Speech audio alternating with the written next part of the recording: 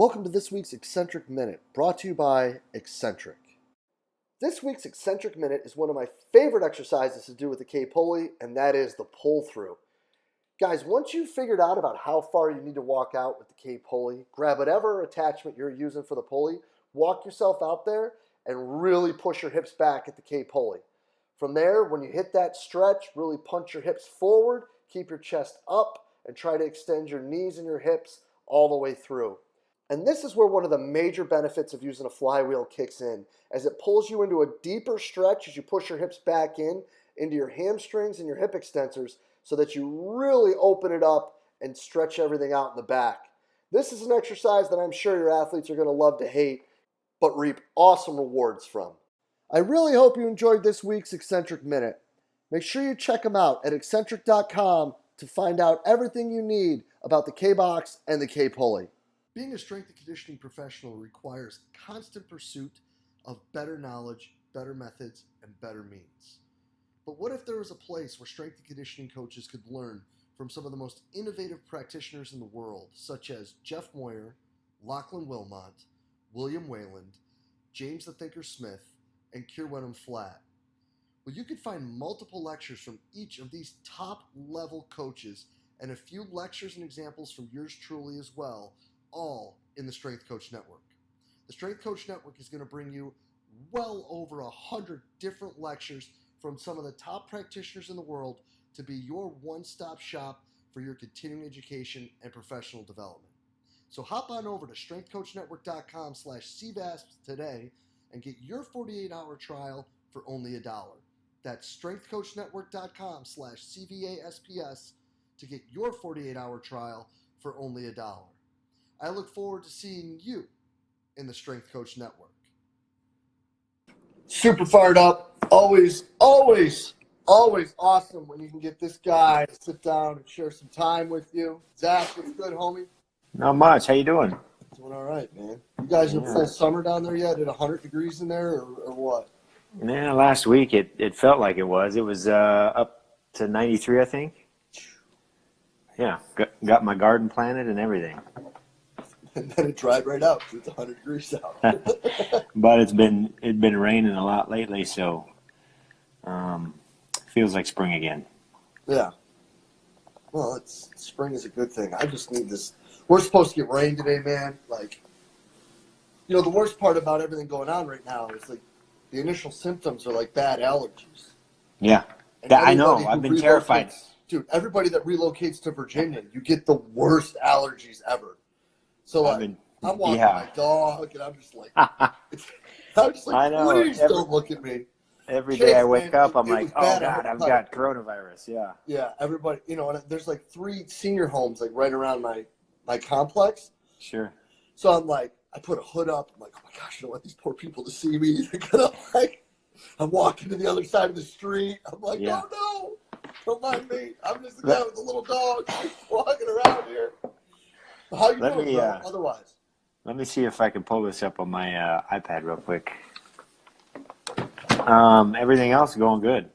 Honestly, this is what's crazy, and I have to tell, it's terrible to say it like this, but this is the first time in, 16, 17 years that I've had a day off in the spring.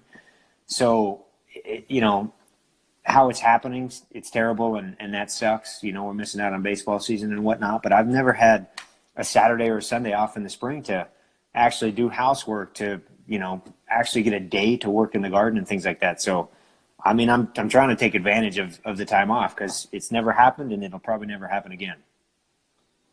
Dude, well, first of all, Chase, no, you should have seen it. It was you did see it. It was getting awful. I had to cut it. And this is the only choice I had. Graybeard will be back for sure.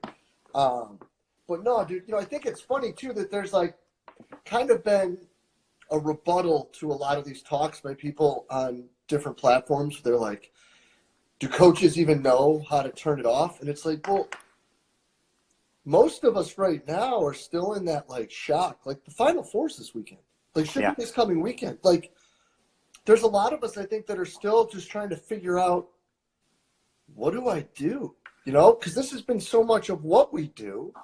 Right.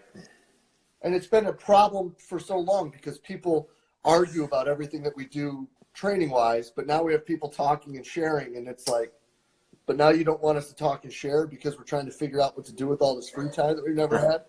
Right. I don't know. Right. Yeah, I mean, for my athletes, we won't play a game for another 10 months, to be honest. So, I'm telling my athletes, move around, stay in shape, just be fit, keep yourself moving and active, but, we're not getting crazy with programming and things like that. Honestly, I've told them, you'll never have this time again in your life during your college career. Some of my pro guys, they never have this time, so enjoy your family right now. Just be active, enjoy your family. Yeah, like we put some stuff out for the guys, and we're going to have to obviously build up something different for the 6 weeks before, assuming we come back this summer, because this will be the longest they haven't been on a basketball court in forever. So, we're talking about looking at 10-ish weeks off court. Like, we got to start looking at tissue tolerance and things that we can build up so that we can get them ready to practice. Like what we used to do before the NCAA let these guys play all year. Like, we actually had a program almost a rebuild, re-prep period. Yeah, I mean, for the sports that are coming, like football and fall sports, basketball, that's going to pop up in the middle of fall. I feel bad, legitimately bad for you guys, because the ramp up period is going to be crazy. Mm-hmm. And that's going to be something that coaches are going to have to manage meticulously, or it's going to be, we're going to see just huge amounts of injuries. Oh yeah. Yeah. So, I mean, we had our coaches meeting today with the baseball staff, and we talked about the training aspect and what kids are doing. And I talk to our kids, every week and ask questions and how they're doing, if they need any help with what I've kind of suggested and whatnot. But my thing going back to it was, they're not going to maintain the adaptation that we've built through bodyweight squats and push-ups and things like that. They're not. So if anybody thinks that we're going to come back on campus and try to pick up close to where we left off, you're crazy. And like I said, we don't play a game for 10 months.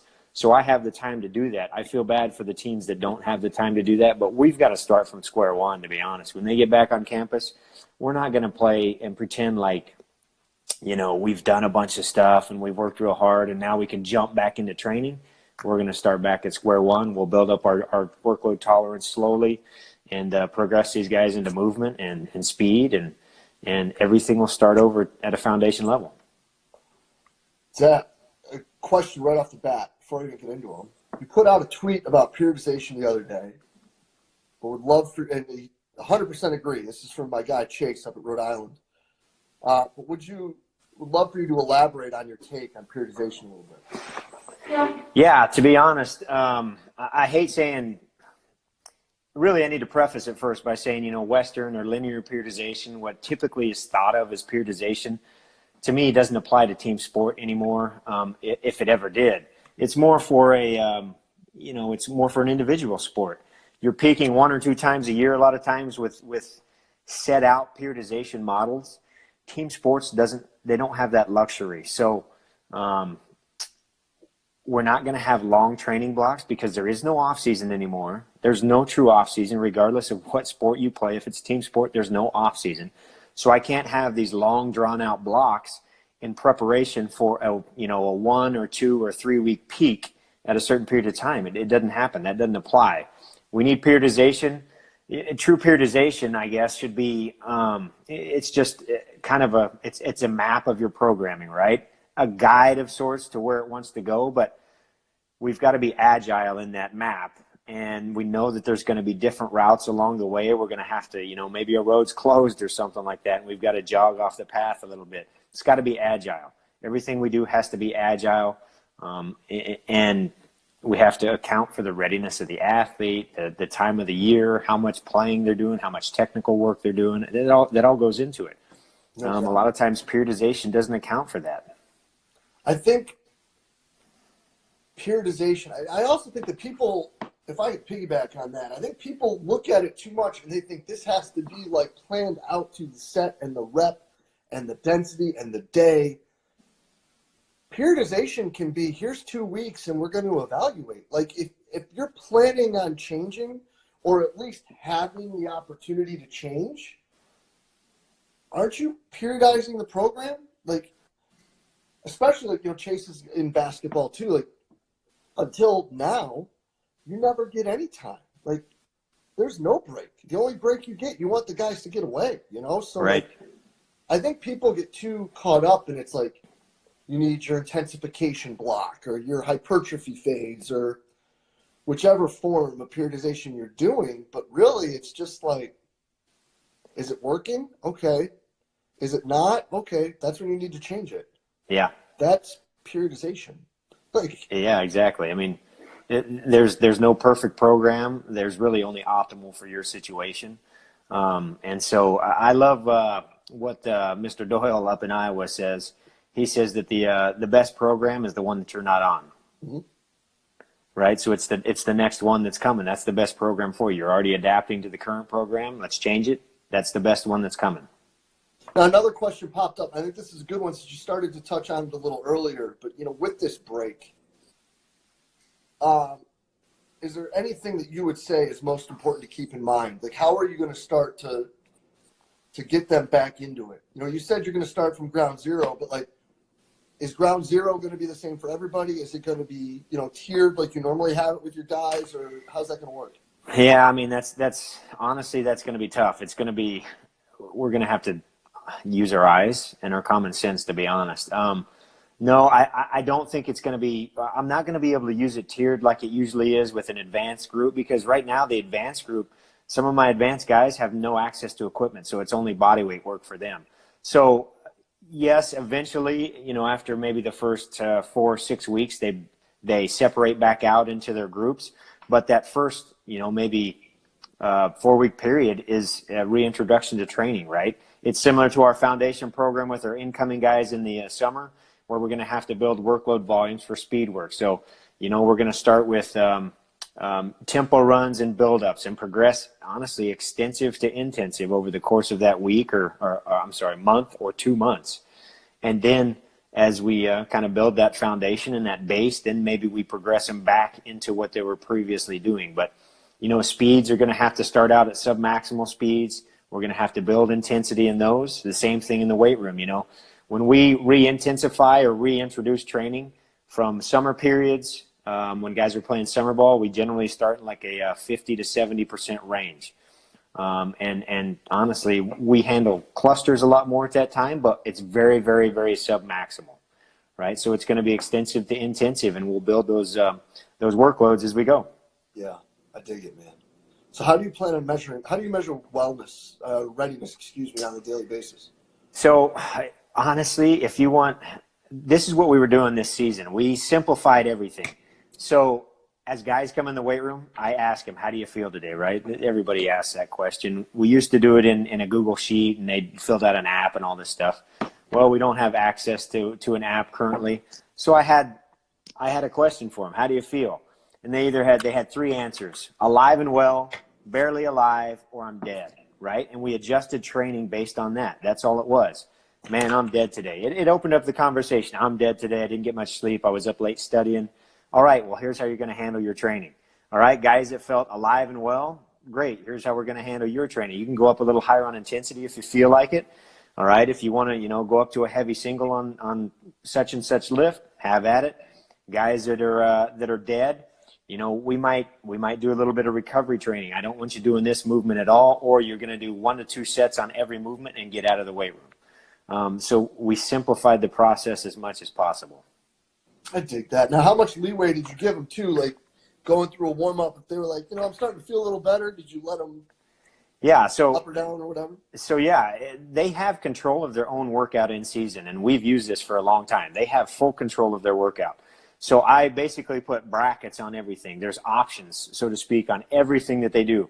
They've got heavy base percentages for squats, light base percentages. So if a guy feels great and he wants to go heavy, guess what? You can use the left side of those squat percentages. If you feel terrible, we're going to use the right side. We're going to go on the light percentages today, as well as you have ranges within the rep scheme. So if you feel really good and you want to work up to a couple more reps or a couple more sets, have at it. Once we get down into the accessory stuff, the same thing applies. It's volume and intensity There's options on every lift. So a guy can dictate his own path, especially in season. Off season, I don't use that as much, but the in season, we use that all the time. And the guy, we try to educate the guys so that they understand, if you feel terrible, we've got to get some recovery in. We've got to let you, we don't want to stress the body too much. Let's recuperate, do the minimum, and get out. How do you handle that then with the guys that could be on either end of that spectrum, right? Because you're going to have dudes that are going to be like, no matter what, I'm doing the big, heavy stuff as many times as I can. And you're also going to have the guys who are going to be like, I'm going over there, and I'm going to do the light. And every day I'm doing the light. Yeah. So I actually wrote an article on auto-regulating training and the pros and cons, and talked about some of these very things, because I've had these in the past. This year, to be honest, I really didn't have that problem. But we've had those grinders in the past that no matter what they did, we had a starting catcher that awesome kid, worked his tail off every day, 365. And if you ever asked him a question, it was always going to be, I feel great. I'm doing the max. I'm going up to a max lift on this. I'm going this, It was just about educating him. It was about educating him, hey, it's okay that when you feel tired, when you feel fatigued, when you don't feel up to it, that you don't go up to these heavy weights. So the best answer I can really give is to educate the athletes so that they can make the best choice available for them. And this year, I didn't have any problems with that whatsoever. But small sample size again. Yeah. It's really funny, though, how there's like those two ends of the spectrum, though, right? How there's the ones that think that if they don't do everything and go as crazy as possible, that it's almost like you're going to, like, call them names. Right. And then there's the other ones that are just like, I'm just, And yeah, I would have been the kid that would have done every rep, every set. I would have went to a max weight on every accessory exercise every week. I would have been that guy. And to be honest, the more you just kind of pay attention, the more it probably benefits the guy in season it benefits the guy on the other end of the spectrum that does the minimal or the least possible throughout the in season. Because you think of all the stuff that they're doing skill wise, their cup is full as far as stress goes. So the less, I'm currently writing some stuff on this right now. Less is always more when it comes in season. We value intensity over volume, and less is always more. I dig it, brother. So let's keep talking training, though. One question is just simply 3 words. I'd like to just see your response to this. Game day lifts. Fast, intense. What's the third word I'd have? I don't know if I even have a third word. Fast and intense, to be honest. Everything is built around activating the nervous system. That's really all it is. Do I get to explain it, or you just want to hear the 3 words? No. I was just telling you what his 3 words were, man. You rock and roll, bro. Oh, okay. I'm sorry. I wasn't reading the comments coming in. Yeah, no. Fast and intense. It's not about. We're not trying to crush kids. We want those kids to get a stimulus and get out of the weight room. It's just we keep these guys on a schedule throughout the entire year, so they lift on practice days, so they're used to it. A lot of people give me static for how can you lift guys on game day? Well, when you've been doing it for 40 weeks out of the year, it's not anything that's crazy to them, right? We can bring them in the morning, stimulate them with a quick lift, get them out. Some of these guys have 8 to 10 hours of recovery before the game ever even starts, right? Mm-hmm. And I talk to high school coaches a lot.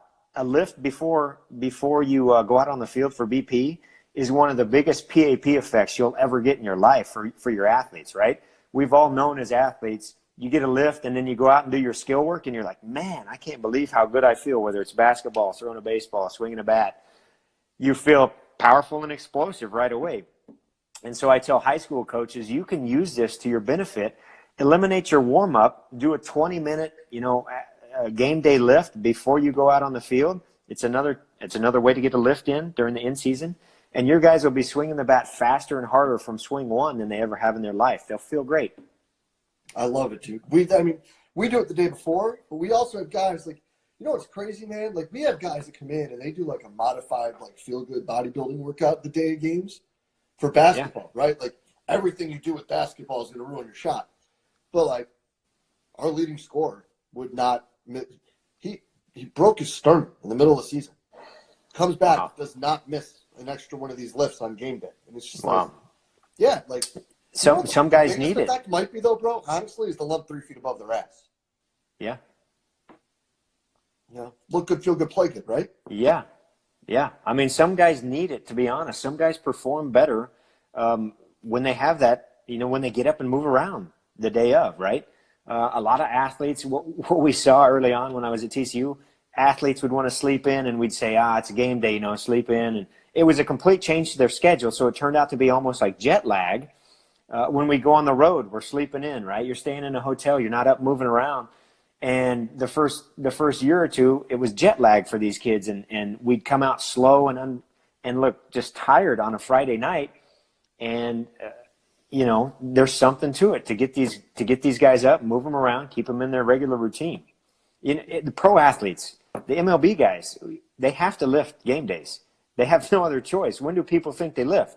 A starting pitcher might lift after his start, obviously, in the evening, but position players, they're lifting before the game. Yeah, you have to. Yeah, you have no choice. It's because they're playing a trillion games a year. Yeah. I dig it, man. I love it. But listen, let's get another one of these. Yeah. How would you connect what you do with baseball to how people handle quarterbacks? Honestly, very similar. We train quarterbacks for the most part the same way that we would train a pitcher. Rotation is rotation. It's hip and shoulder rotation occurring in the same exact pattern. Everything is virtually the same for the most part. So we train quarterbacks the same way that we would train a pitcher. Again, we want to train our pitchers to be athletes. We're not training them with with white gloves. They're not made of glass. We want to train our athletes to be big, fast, strong, powerful guys that are athletic. I love it because that's all it is, right? I mean, it's. Yeah. I mean, the basics for those guys is going to be built around rotation, right? It's built around rotation, hip and thoracic spine, and then we're going to pay special attention to the scap and the shoulder. One that just popped up in the chat is thoughts on hand cleans. I'm assuming that's for baseball players. Yeah, so I'm actually writing some stuff on this. I've written some stuff previously. Love Olympic lifts. Man, I love Olympic lifts. I used to train on them exclusively. I don't do them for baseball players. And the excuse is, right, big technical component. Baseball players have never done cleans before. I don't have a large off season because we're playing all the time. We don't have big chunks of time for the off season. We're going to train these guys with plane specificity, so med ball throws, jumps, achieve that faster. I get faster speeds out of jumps, throws, sprinting than I do with Olympic lifts. So to me, it's I can be more specific without them. I think they're a tool. I don't think they're a necessity. Yeah, it's an exercise. Yeah. I hate to say it like that, but it's like I've got some guys, like in season, we do a lot of pulls and presses. In the summer, we'll do like more strict pressing, but not a lot of pulls because it's, I don't know, like it's just not really my thing with them. I think that just simpler general strength exercises are going to have a lot more bang for your buck, especially with the taller and longer guys that I get. But, yeah. I mean, look at the adaptation that you want, and then build your program around what adaptation that you want to achieve. Really, is what it's all about. No doubt. I love Olympic lifts for youth athletes, especially. If I had young athletes, junior high level athletes, I would teach everybody Olympic lifts because I think they're great. Just not in my population right now. Yeah, no doubt. Favorite KPI for hitting? Oh boy, that goes down a rabbit hole. I'm excited. I don't even know if I have KPIs for hitting. I'm more on the pitching side. So, to be honest, here's my problem with KPIs. Let's get on this. KPIs to me have to have transfer. So if you improve your KPI, it transfers over. You've got improved performance. Well, there's very little that I can do. There's very little that I can do in the weight room that you can specifically transfer. Med ball throws can help sometimes, but the higher the level of the athlete, you'll find that it doesn't necessarily transfer. So I don't necessarily have KPIs for hitting right now. I do for pitching, and that's all built around what we talked about on on the podcast, it's all built around our motion capture and, biomechanical analysis, really. Yeah, I think that it's so cliche and it's so baseball, but I'll never forget when I started working at Indiana State with our team. The one thing that was said to me right away was all of this weight room stuff doesn't matter because we're trying to hit a round ball with a round bat squarely, and that's the hardest thing to do in sports. Yeah. Yeah, like if you can't hit a round ball with a round bat squarely, just think about that, right? Like it doesn't matter how fast you hit your hips through. Yeah. Like, Pedro Exactly. Ferraro couldn't hit a curveball. Yeah. Yeah. What a great movie. Yeah.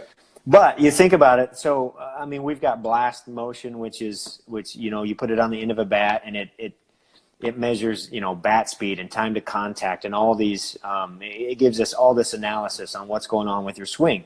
If when we really get specific with KPIs, those are the things that we're looking at, which 97% of the population in baseball doesn't have access to. But again, even those as KPIs with, bat speed, time to contact, some of the rotational efficiency, things like that they're giving us, that depends so much on pitch location, your ability to react and read and react to that pitch. And so there's other factors that go into hitting. Yeah. So just had a few thrown at you, bud. Trap bar versus straight bar. Sure. Trap bar all day long. Straight bar, risk reward is not there for me. If I did not have a straight bar or if I didn't have a trap bar, I would not deadlift at all. I would, what our foundation program does, we do heavy reverse lunge. Yeah. I would say it just depends on the guy, but I've got guys that prefer the trap bar. I've got guys that hate it. So if that's going to be what I'm going to lay on my sword for, I don't know. I think there's better fights. So, pars fractures run rampant in baseball. It's way worse than the UCL epidemic, way worse. Mm-hmm. So we have to train around the injuries of the athlete, and that's a major injury. And a deadlift, trap bar, or a straight bar deadlift, a lot of times will exacerbate that problem. Yeah. Fair point. On recovery days, do you always run tempos?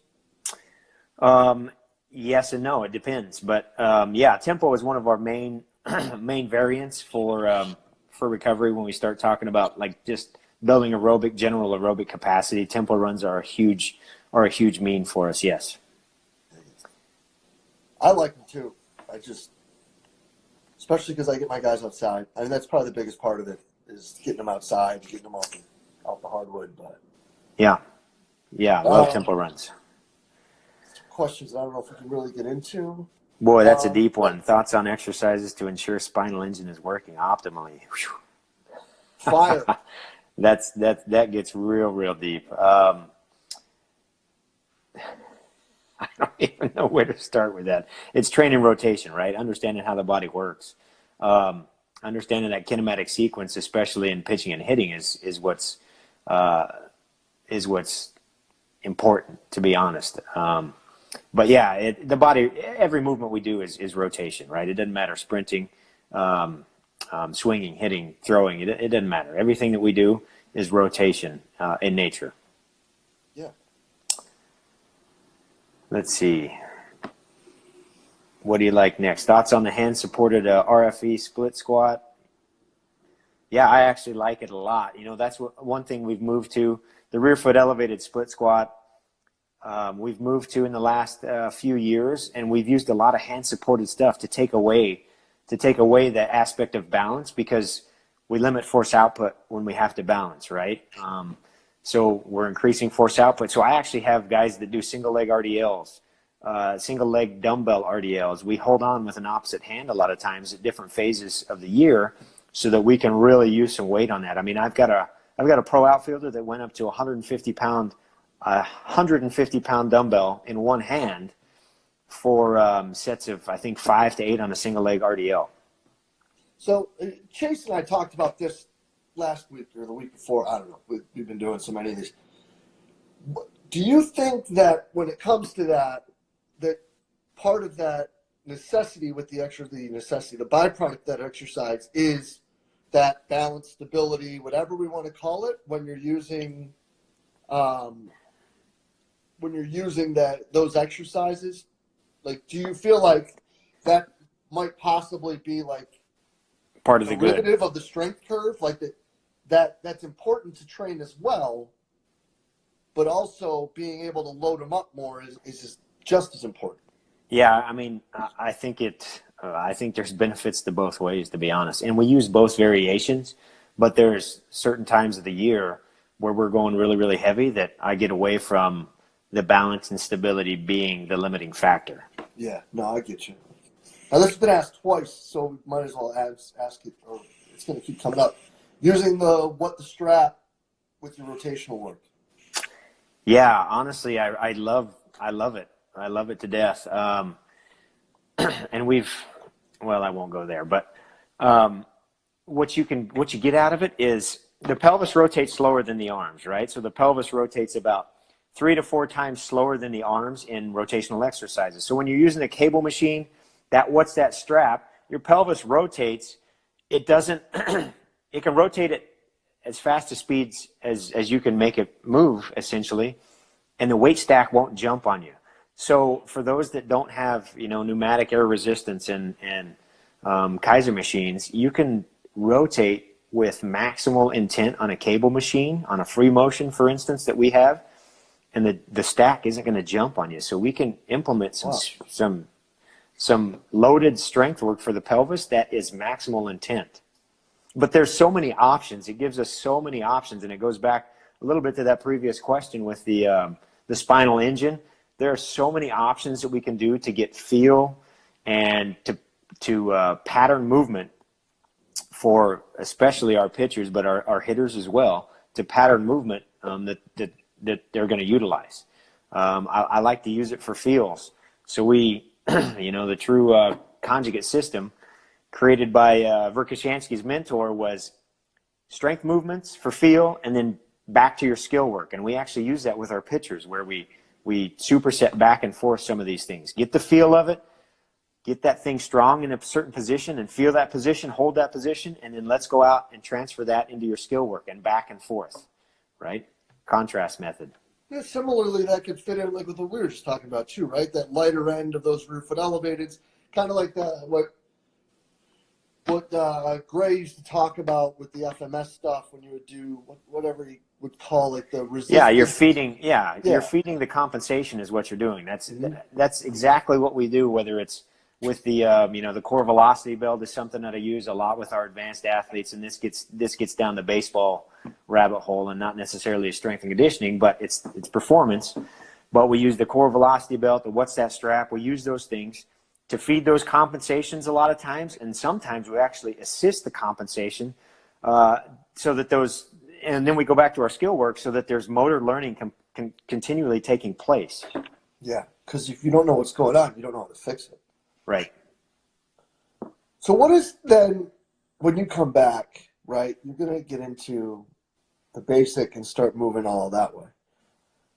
But then as it starts to rebuild and you get back into this time of the year, walk us through a week with your skill guys and your pitchers. How does that go, midweek game or not? So you're saying if we were playing baseball right now? Yeah. So each starter is built around, their throwing schedule. So you've got start. We'll just take a starting pitcher, for instance. You've got start. Day 1 is going to be a recovery day.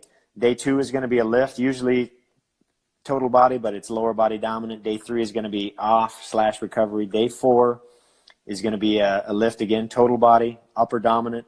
Day 5 off. Day 6 is going to be the recovery day, activation day. And then you're basically back in your weekly cycle for the most part. Our position guys, here's the one thing about baseball that every coach needs to know, and I preach this all the time. It's about consistency, because every coach in the history of baseball will say, well, relievers, he might pitch this weekend, so let's not lift him, or he might pitch tomorrow, I don't want him sore, let's not lift him. And then a reliever goes 10 days without lifting, but they haven't pitched either because maybe they weren't needed.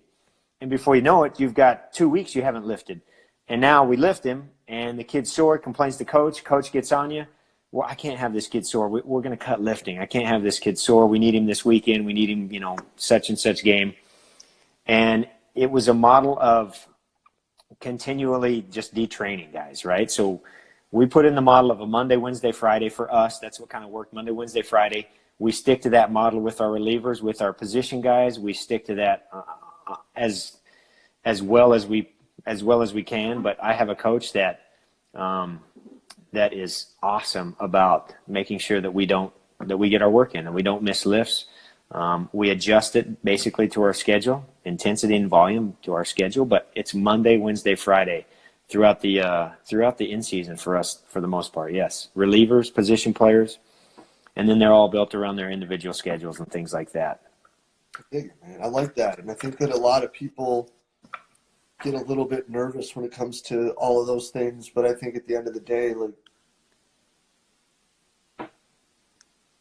not that they like have to, but it's going to help them continue to go if they stay consistent, even if they're leaning to that minimal amount like we talked about earlier.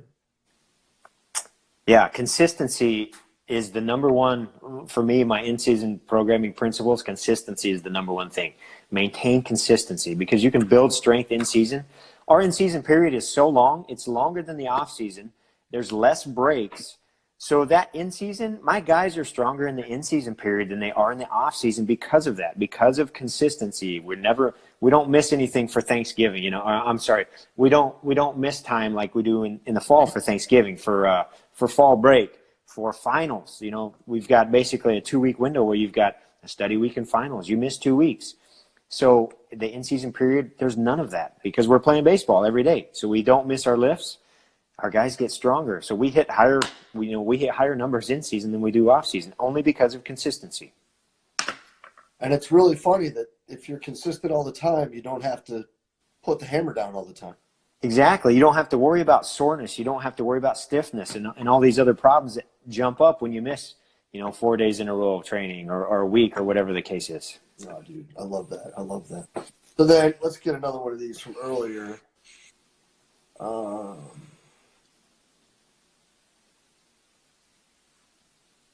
A lot of people just basically asking you to write their programs. Yeah. You know what? I think this will be neat because like we're both nerds. What are your top 3 books that you would recommend to a coach, both in and out of training? Oh boy. Well, top 3 books as far as in training go. I mean, I preach Stuart McGill's Back Performance and Fitness. That to me was a game changer at the time I read it. Just understanding the body. He put stuff so simple, and I absolutely loved it. That for me was one of the most important books I've read in my entire time in strength and conditioning. We could all go with Super Training. That's an easy one. Super Training is one of my favorite books. I think it's a little much for a lot of people. Another book that had a huge impact on me was Joe Kinn's Tier System. When I was coming up as an intern GA, it systematized everything, right? So it put it very easily. That's what some of these coaches need. They just need a system to implement. So Joe Kinn's book would be a big one for me there. The 3 books, geez, I don't even know if I can name 3 books that aren't training books. That's all I read anymore. Legacy is one of my favorites. Let's see what else is out there. I'd have to dig deep. To be honest, I study training and I study the stock market. So my other 2 books would be in the stock market. That's good though, man. Like, I think that people, especially now, like that's some things like people want to talk about stuff that coaches should look more into. Like it's funny, like Rhett Larson's a good buddy. Like he lives in Richmond, and that was like what he talked about. He's like, I've always been a stock market nerd because eventually I just want to train people because I want to train them. And all too often, I think too many of us, me included, like wait too long to figure any of that stuff out and like figure out what you want to do and how you can actually be okay later. I mean, it's like Keir talks about having more than one revenue stream is honestly huge. And right now, people are realizing how important that is. I mean, the stock market is free money if you know what to do. If you know how to handle it, it's free money. Yeah. What's the biggest lesson you've learned in the last 5 years? I can't let Mike ask a question and not answer it. Oh boy, let's see. The biggest lesson I've learned in the last 5 years. I'll give you the biggest lesson I've learned probably in the last 10 or 15 years is to not let others dictate my attitude, my attitude towards the job, towards sport coaches. Just don't let others dictate your attitude, right? I had to kind of get out of a cycle of negativity brought on me by others in a way. So don't let others dictate your attitude. Cool, man. Mine would probably be nobody really gives a shit about what you do in the weight room, so don't be a dick. Yeah, right? Yeah, very good. The kids are going to remember if you were a good person. They're not going to remember if they squatted 500 pounds. Right, yeah. I mean, I had my sport coach at the time come up to me and say, hey, man, he called me out, and I'm thankful that he did, but he said, why are all strength coaches like bitter to the world? Why are they all bitter to the world? And I was like, that's how they perceive me. And so I had to start creating value on the other side because, you know, that's what you get fired for. That's why people don't like you. Mm-hmm. And I had others influencing my attitude at the time. And so I kind of went to the opposite end of the spectrum, and everything's been great since. Yeah, it's funny. Because they are. Strength coaches are bitter as hell all the time. To sport coaches, you don't know what the hell you're talking about. Well, guess what? We're all in this together. Yeah. We're going to have to make this combined effort. And you know, the happier we are, the better our lives are going to be. Let's try to work at this problem together. Facts. Matt talked about just that too. I think it comes out Thursday. So for all y'all listening, download it Thursday. But no, this is a good one. What was your top intro to the stock market book? It's How to Make Money in Stocks, I believe, is How to Make Money in Stocks by William O'Neill, Bill O'Neill. He ran a newspaper called Investors Business Daily, and this is great because it's a system. It's an easy system that's implementable by anybody in the public, right? And that's why this thing is so popular. But how to make money in stocks, and you think you're looking at the book and you're like, dude, this is a joke. You know what? This looks silly, but it is the best thing I've ever done. So you literally just typed into Google, how do I make money in the stock market? Well, I actually this book came up and you were like, Amazon. Right. I actually had a GA. One of my best friends, he was a GA, and he had learned about this book from somebody else. And he's like, yeah, you know, you need to check this book out. And so I bought it, and it's like I said, it's an entire system, newspaper. They've got everything. It's all encompassing with it. And I started implementing that system. And if I wasn't a strength coach, I would probably stay at home, work in my garden, and buy and sell stock. And listen, I'm not pushing one way or the other for anything, but I am literally on Amazon right now looking at this, and it's free as an Audible book. Right? Really? Yeah. Wow. Yeah, get on it. Yeah. Everybody should get on it because, and I'll tell you right now, if you do get on it, it's just about rules following. It's about the stock market is about human emotion. That's all it is. It's crazy. If you follow rules, but nobody can do that. That's the crazy thing about the stock market. People can't follow rules because their emotions get involved. Bro, people can't follow rules right now. They're literally being told, sit on your ass and do nothing, and people can't do that. Like, right? Yeah. It's the saddest country in the world. People like, you can't tell me to sit down. But, you know, like, that's all you do anyway. Like, that's all people want to do during the week when they work is go home and sit down and do nothing. And now they have the opportunity and people won't do it. I've never seen so many people out exercising in my life. Dude, it's really funny. Like, it's like, it is. It's really funny. Like, it's great. It's great. If that's a byproduct of this, that's great. Like, yeah. If more people, like, go out for walks, or runs, or climb trees, or whatever, that's great. But it's like, man, I walk the same loop with my dog every day, 2 to 3 times a day. And I can't tell you how many times the number of people have squared that I've seen out walking. Even when it's pissing down rain, it doesn't matter. I'm just like, this is wild. This is great. I've got people that I think drive to my neighborhood just to walk around the neighborhood because I didn't know they lived here. I've never seen them before. It's, though, man, kudos. Like, lemon's the lemonade, right? Yeah. Like, why not? I am going to download this and listen to it when I'm walking the dog, though. There you go. Follow rules. That's my advice. Follow the rules. But that's almost like everything, right? Like, people just get so, like, dude, like with what we do, like, people get so emotional about, like, whether you need to sprint or clean the back squat or anything. Yeah. How much strength? How much strength do you need? Oh, that's BS. You don't need that much strength. Oh, you do. Yeah, I know.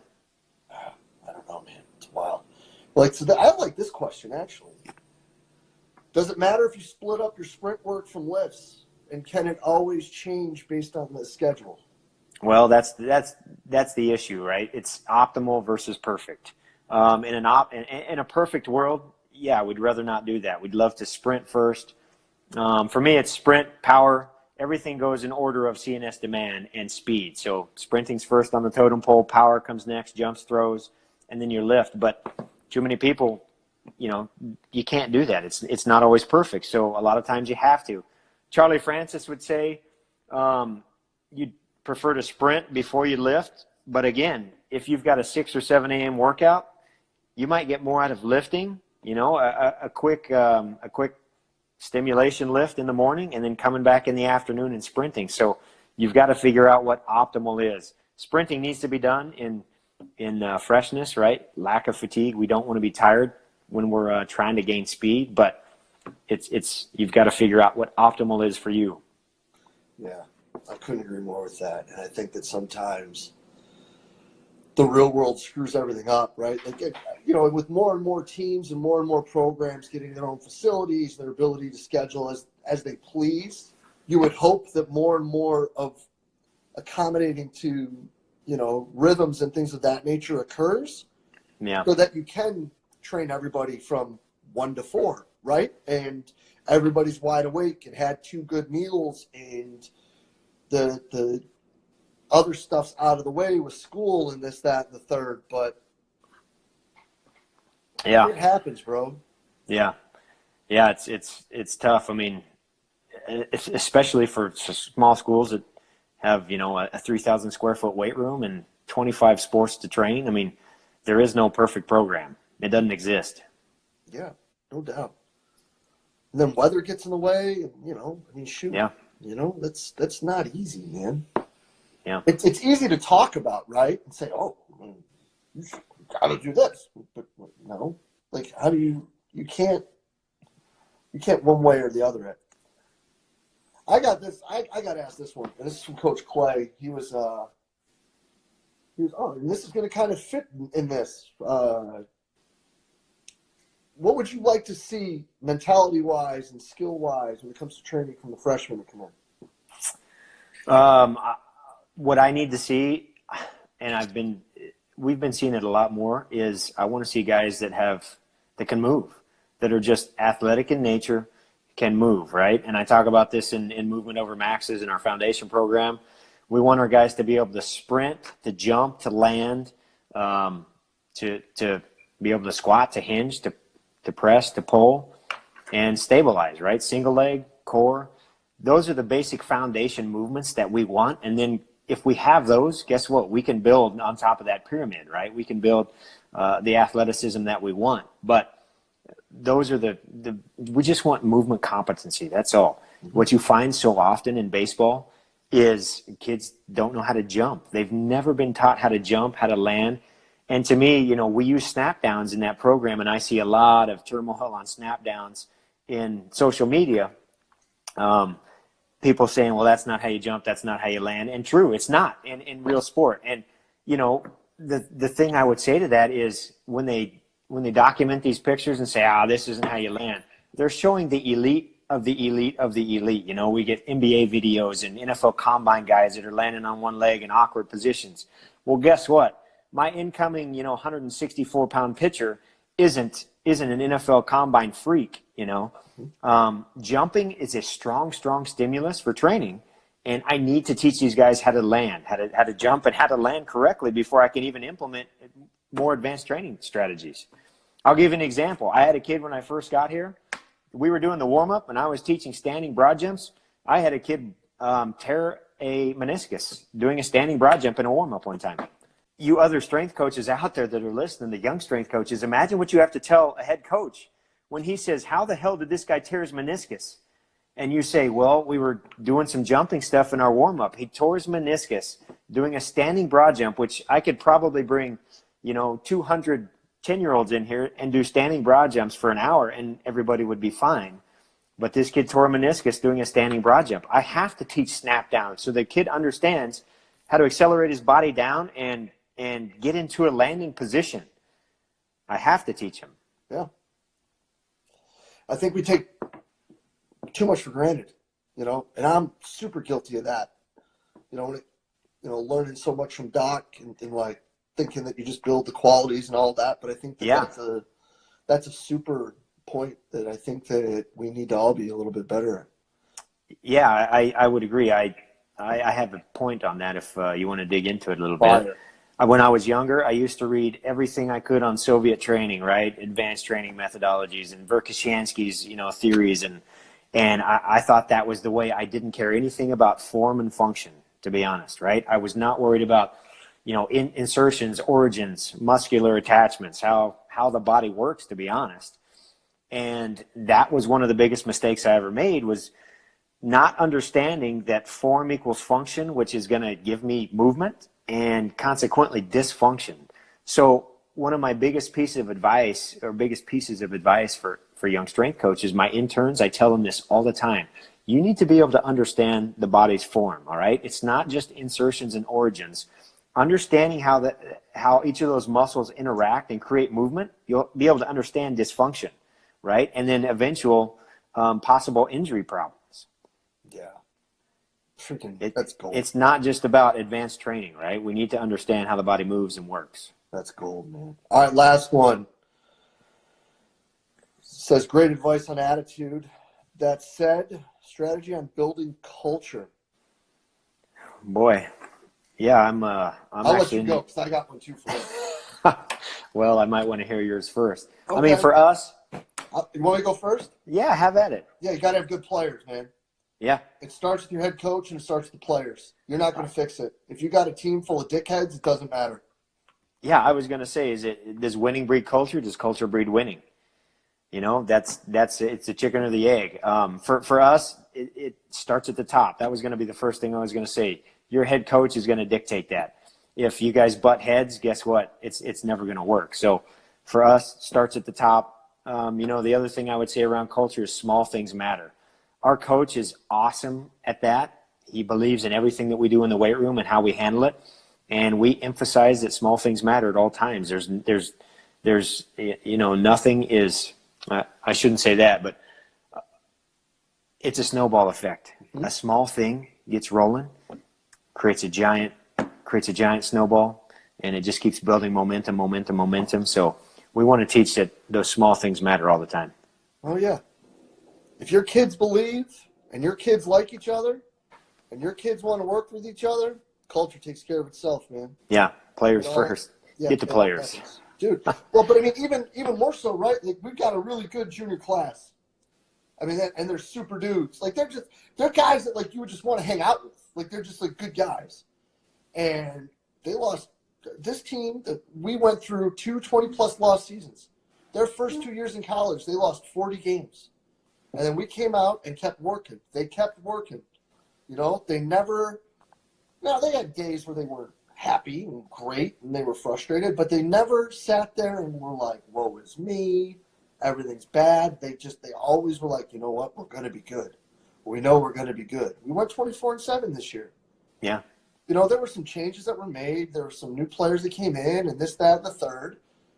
But it was because this core group of guys worked and believed and are good people to be around. So people wanted to keep working with them and going with them. And they're the ones that do it, Yeah. We can talk about all the fun and cool things that we do that are neat, and we can write, whatever we want on our shirts or our shorts that say like some saying. But at the end of the day, if you got good kids that believe in what you're doing and are willing to work for each other, that's it. Yeah. Yeah, absolutely.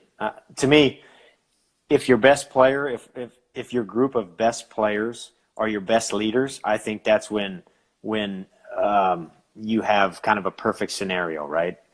Your best players are your best leaders. That's when everything is awesome. That doesn't happen that often, though. You just have to make sure, in a way, it's virus containment, right? You can't let a guy or a group of guys, right? Well, for this time period, you can't let a guy or group of guys be a virus in a locker room, and if that spreads through the team, you're absolutely screwed. So you have to manage that as well. Yeah. Zach, this is a freaking fire hour, bro. I appreciate your time.